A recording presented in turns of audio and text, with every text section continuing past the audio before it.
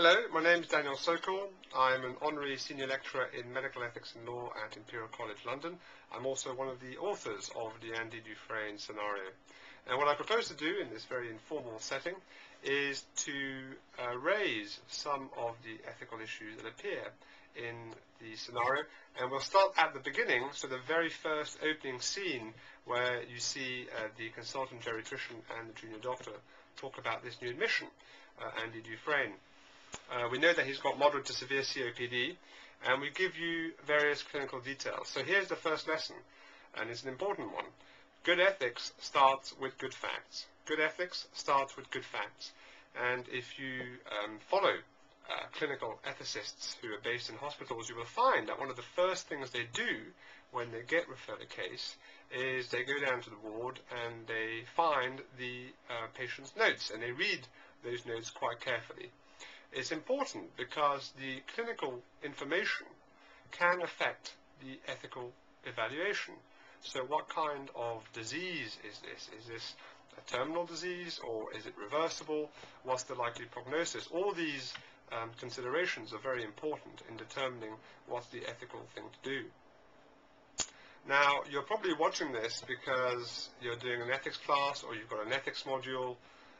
But it's a bit of a giveaway, isn't it? There's obviously going to be an ethical issue. In real life, obviously, patients don't come in with an ethics label on them. So you're going to have to identify that this is there's an ethical issue here. And it can be quite difficult to do that where you have all this clinical information. It's quite easy to forget the fact or not to see the fact that there's an ethical issue present in this case. And that's a skill. It's called moral perception, and some people are good at it, some people are less good, but like any skill, you can learn it and get better at it. So in this particular scenario, a key consideration, a key ethical issue is about resuscitation. Do not attempt resuscitation. The terminology varies from place to place. You may have heard DNR, do not resuscitate. Various commentators didn't like DNR because it's not quite clear what counts as resuscitation. So they've decided to call it, in some cases, DNA CPR. Do not attempt, to show that it is just an attempt, it may not work, and CPR, do not attempt CPR. So it's very specific as to what the resuscitation means, do not attempt CPR. I've also seen in some places the acronym AND, allow natural death. And the reasoning behind this particular terminology is that it's a less threatening term. It avoids the idea of deliberately not doing something, not resuscitating. And also DNR, even DNAR, still has in some places and in the minds of some people a negative connotation. It means if one of your patients has DNR, you don't really try as much. Do not respond, some people say. Don't bother with this patient because he's going to die anyway. And that clearly that's incorrect, and it's the wrong association to make. If someone is DNAR, all it means is that you shouldn't attempt CPR. So what the doctors are doing in this case, they are thinking about advanced care planning. This is a patient who's very ill, who may die soon, and they want to start thinking about what will happen if the events take a turn for the worse. The temptation, understandably, is to avoid these difficult conversations with the patient or the relative. They tend to be unpleasant for everybody. No one wants to be the bearer of bad news or even to bring up the possibility of an adverse outcome. But clearly, conversations about end of life are important. Many people care a great deal about how their life is going to end.